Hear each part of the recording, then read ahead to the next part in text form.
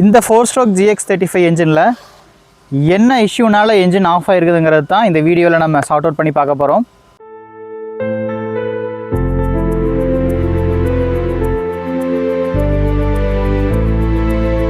என்ஜினில் petrol போட்டு இழுத்து பாருங்கள். இந்த என்ஜின் ஆல்ரெடி பெட்ரோல் போட்டிருக்கு. நம்ம வந்து இந்த கார்பரேட்டரில் ப்ரைமிங் பல்ப் அமுத்தினோம்னா பெட்ரோல் வந்து கரெக்டாக உள்ளே போயிட்டு வெளியே வரும். அப்படி வந்ததுக்கப்புறம் ஸ்டார்ட் பண்ண ட்ரை பண்ணி பாருங்கள். எந்த ஒரு விதமான ரெஸ்பான்ஸ் இல்லை. டோட்டலாக என்ஜின் டெட்டாகி கிடக்குது. இப்படி டெட்டாக இருந்தது அப்படின்னா அடுத்தது என்ன பண்ணலாம் அப்படின்னா, ஸ்பார்க் ப்ளக்கில் பவர் வருதா, இக்னிஷன் காயில் கரெக்டாக வேலை செய்யுதான்னு பார்க்கணும். அதுக்கு ஃபஸ்ட்டு நம்ம இந்த கேப்பை ரிமூவ் பண்ணணும். என்ஜின் கேப்பை ரிமூவ் பண்ணணும். இங்கே இருக்கிற ஸ்க்ரூவை எடுத்துகிட்டு ரிமூவ் பண்ணிடுங்க.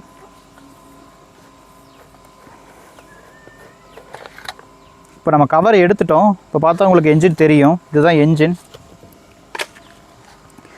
இங்கே இருக்குது இல்லைங்களா, இந்த ஒயரை எடுத்தீங்கன்னா உள்ள ஸ்பார்க் ப்ளக் இருக்கும். இந்த ஸ்பார்க் ப்ளக்கை ஃபஸ்ட்டு ரிமூவ் பண்ணணும். ரிமூவ் பண்ணுறக்கு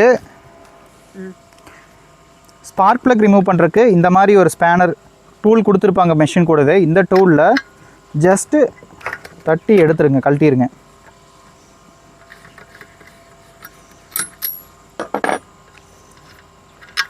எடுத்துகிட்டு பார்த்தீங்கன்னா ஏதாவது டஸ்ட் இருக்கா, கறி ஏறி கிடக்குதான்னு தெரியும். இது ஃபுல்லாகவே கறி ஏறி தான் கிடக்குது, கார்பன் டெபாசிட். இதை நம்ம க்ளீன் பண்ணணும். பட் இப்போ அது மேட்ரு இல்லை. இதில் பவர் வருதான்னு செக் பண்ணுறது தான் ஃபஸ்ட்டு விஷயம். இதில் பவர் வருதான்னு செக் பண்ணுவோம். பவர் வருதான்னு பார்க்குறக்கு உள்ளே போட்டுட்டு இந்த ஒயர் ரெண்டு இருக்குது இல்லைங்களா, இந்த ஒயர் ரெண்டும் ஃபுல்லாக கழட்டி விட்டுருங்க. அப்படி கழட்டி விட்டாலே இது ஆன் பொசிஷனில் இருக்குன்னு தான் அர்த்தம். கழட்டி விட்டுட்டு இந்த மாதிரி பாடியில் டச் பண்ணுற மாதிரி வச்சுட்டு ஜஸ்ட்டு புல் பண்ணுங்கள் ரோப்பை. தெரியுதுங்களா, பவர் வருதா? இப்படி பவர் வருது அப்படின்னாலே இந்த ஸ்பார்க் ப்ளக் நல்லா இருக்குது, இந்த இக்னிஷன் காயிலும் நல்லா இருக்குது. ஓகேங்களா? இப்போ இது ஸ்டார்ட் ஆகாமல் இருக்கிறதுக்கு காரணம் மேபி ஏதாவது ஃபியூயல் பத்தாமல் இருக்கலாம் கூட, அதாவது உள்ளே வர சப்ளை கரெக்டாக இல்லாமல் கூட இருக்கலாம். உங்களுக்கு என்ஜின் நல்லா வேலை செய்யுது அதாவது என்ஜின் வந்து சிலிண்டர் பிஸ்டனெலாம் நல்லா இருக்குதுன்னு அப்படின்னு நம்ம தெரிஞ்சுக்கணுன்னா, இதில் ஜஸ்ட் நம்ம ஒரு பெட்ரோலை உள்ளே வச்சு போட்டு இழுத்து பார்த்தோம்னா ஒரு செகண்டுக்கு ஃபயரிங் ஆகும். அப்படி ஆச்சுன்னா சிலிண்டர் பிஸ்டன் வைஸ் எல்லாமே நல்லா இருக்குதுன்னு அர்த்தம். அதை நம்ம செக் பண்ணி பார்ப்போம். பெட்ரோலுக்கு நம்ம இங்கிருந்தே கார்பரேட்டரோட டியூப் எடுத்துடலாம். எடுத்துகிட்டு இந்த இங்கிருந்தே ப்ரைமிங் பல்ப் மூலமா ஜஸ்ட்டு பெட்ரோல் இதில் நம்ம போர் பண்ணுவோம். இதில் பெட்ரோல் வந்துருச்சு. இப்போது இதே பெட்ரோலோட இந்த உள்ளே வச்சு எங்கே கழட்டினீங்களோ அதை இடத்துல க்ளோஸ் பண்ணுங்கள்.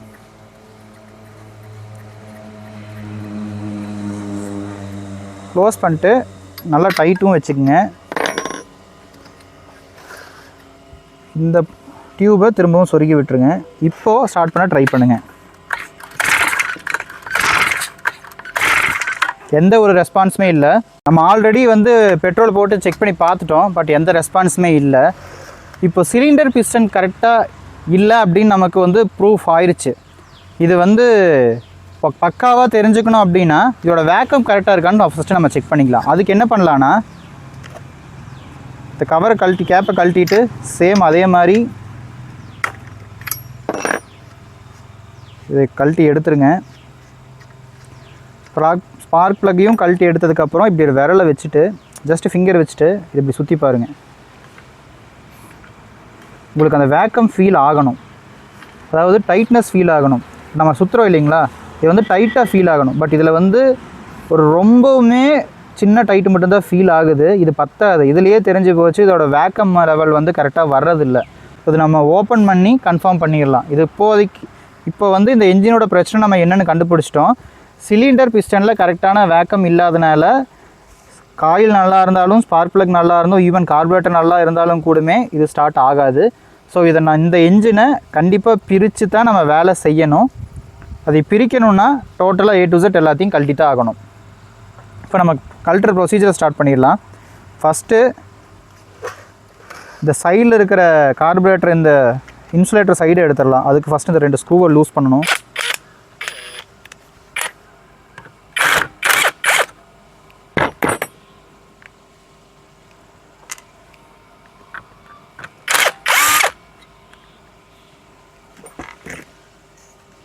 இதை எடுத்ததுக்கப்புறம் கீழே ஸ்க்ரூ இருக்கும், இதையும் லூஸ் பண்ணிடுங்க.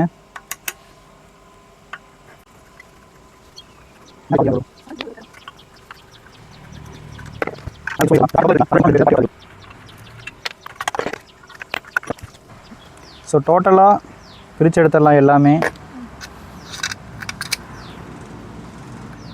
ஒயருமே வீக் ஆயிடுச்சு, சாரி இது டியூபுமே வீக் ஆயிடுச்சு. இதுதான் அந்த இன்சுலேட்டரு.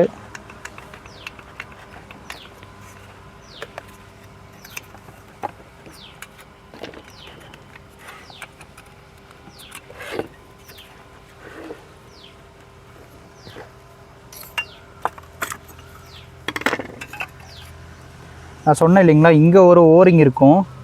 இந்த ஓரிங் வீக் ஆச்சுனாலுமே இந்த வேக்கம் வந்து டிஸ்ட்ரிபியூட் ஆகிரும். அதாவது இது வழியாக கார்பரேட்டருக்கு ஏற எடுக்கிறது இந்த பக்கம் சைடு பிரிஞ்சு வந்துடும். அதனாலேயும் ஸ்டார்டிங் ஆகாமல் கூட இருக்கலாம். பட் இதில் நல்லா இருக்குது, இந்த ஓரிங் நல்லா இருக்குது. இதை நம்ம எதுவுமே சேஞ்ச் பண்ண வேண்டியதில்லை.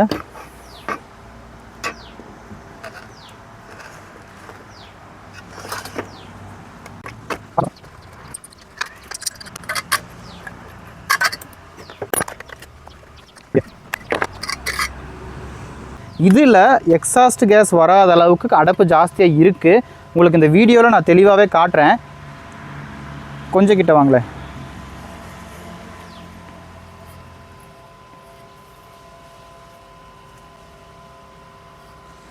இந்த எக்ஸாஸ்டில் பார்த்தீங்கன்னா நிறைய அடைப்பு இருக்குது. இந்த மாதிரி அடைப்பு இருந்ததுனாலும் கண்டிப்பாக மெஷின் ஸ்டார்ட் ஆகிறதுக்கு வாய்ப்பே இல்லை.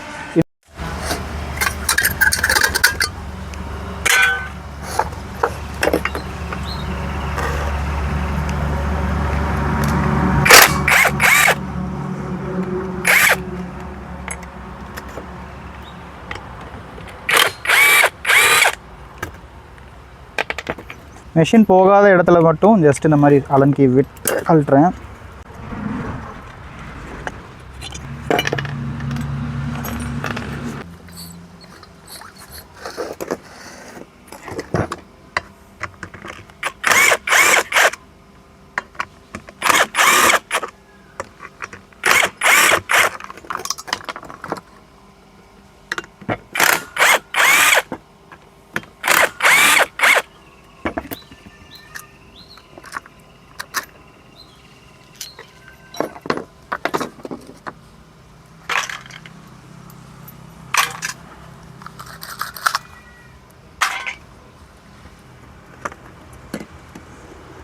எடுக்கையில் இந்த ரப்பர் வந்து டேமேஜ் ஆகாமல் பார்த்துக்கணும். கார்பரேட்டர்லேயுமே அது டஸ்ட் போகாமல் பார்த்துக்கணும்.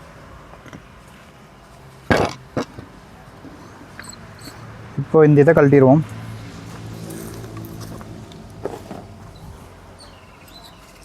இப்போ வந்து இந்த இக்னிஷன் காயிலை கழட்டிடலாம். இது எல்லாமே இருக்கக்கூடாது, இதெல்லாம் ரிமூவ் பண்ணிட்டு கடைசியில் மாட்டிடலாம். அடுத்தது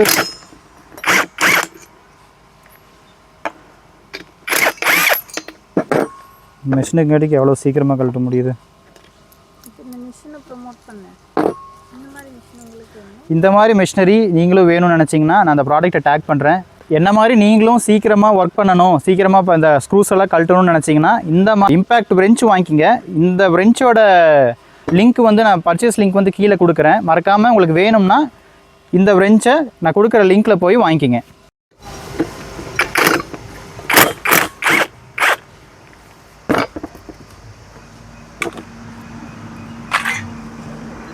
இதை வந்து நம்ம தட்டி தான் எடுக்கணும்.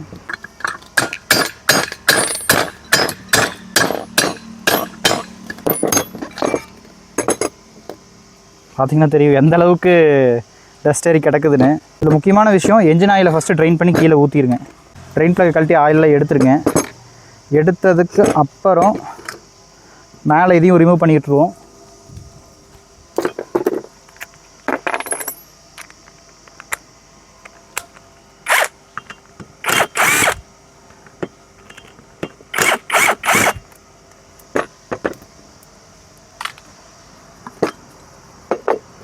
இதுதான் வால்வு.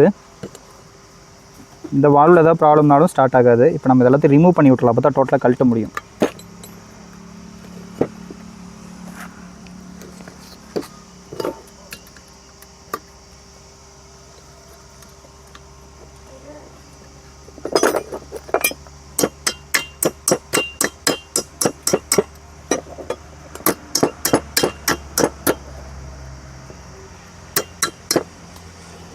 இந்த பின் எடுத்துகிட்டு கேம் ஷாஃப்ட்டை வெளியே எடுத்துடலாம்.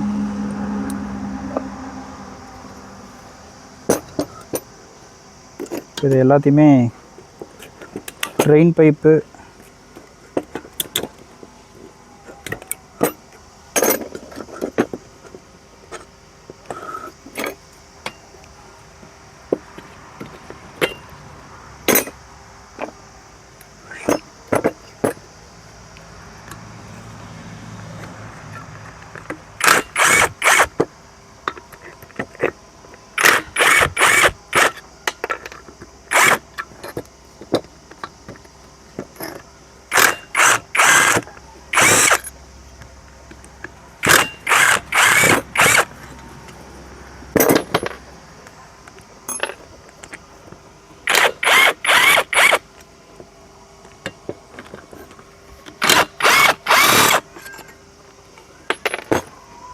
டோட்டலாக என்ஜின் ஸ்க்ரூஸ் எல்லாத்தையும் லூஸ் பண்ணிட்டோம்.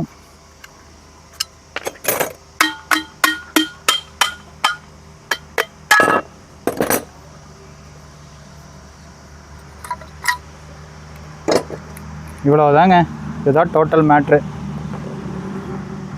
இதில் பார்த்தீங்கன்னா உங்களுக்கு தெரியும், இது எல்லாமே கோடு விழுந்திருக்கு, தெரியுதுங்களா? இதில் எவ்வளோ கார்பன் டெபாசிட் ஆகிருக்குன்னு பாருங்கள். இந்த அளவு கார்பன் டெபாசிட் இருக்கிறதுனாலையும் இன்ஜின் ஸ்டார்ட் ஆகாமல் போகலாம். இதெல்லாமே நம்ம சுத்தம் பண்ணணும்.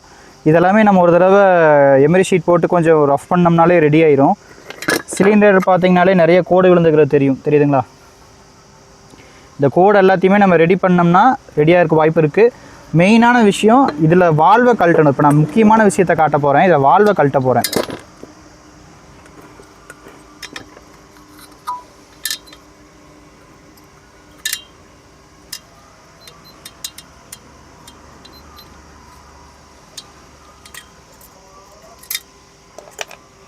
பின்னெல்லாம் கழட்டிட்டோம். இப்போ பாருங்கள்,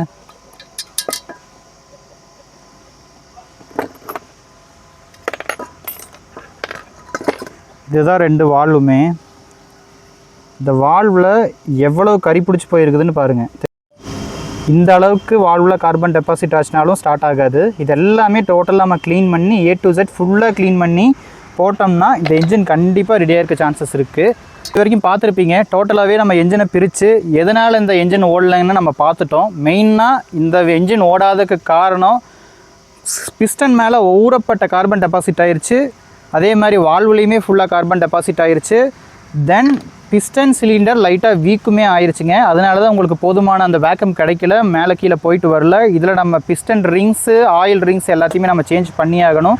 அதுக்கு முன்னே இதை ஃபுல்லாகவே நம்ம க்ளீன் பண்ணி ரெடி பண்ணதுக்கப்புறம் தான் இந்த அசம்பிளிங் ப்ராசஸ் ஸ்டார்ட் பண்ண முடியும். பார்ட் 3ல் இந்த மெஷினை எப்படி அசம்பிள் பண்ணி நம்ம ரன்னிங் கண்டிஷனுக்கு கொண்டு வர போகிறதுங்கிறத இனிமேல் நாங்கள் பார்ட் 3 வீடியோ அப்லோட் பண்ண போகிறோம். அந்த வீடியோ பார்த்து இது எப்படி நாங்கள் அசம்பிள் பண்ணுறோம், ஒர்க்கிங் கண்டிஷன் கொண்டு வரங்கிறத தெரிஞ்சுக்குங்க. மறக்காமல் சேனலை சப்ஸ்கிரைப் பண்ணிட்டு பாருங்கள். இந்த மாதிரி யூஸ்ஃபுல்லான கண்டென்ட் வேணும் அப்படின்னா கண்டிப்பாக உங்களோட ஃப்ரெண்ட்ஸ்க்கும் ஷேர் பண்ணிட்டு சப்ஸ்கிரைப் பண்ணிட்டு பாருங்கள்.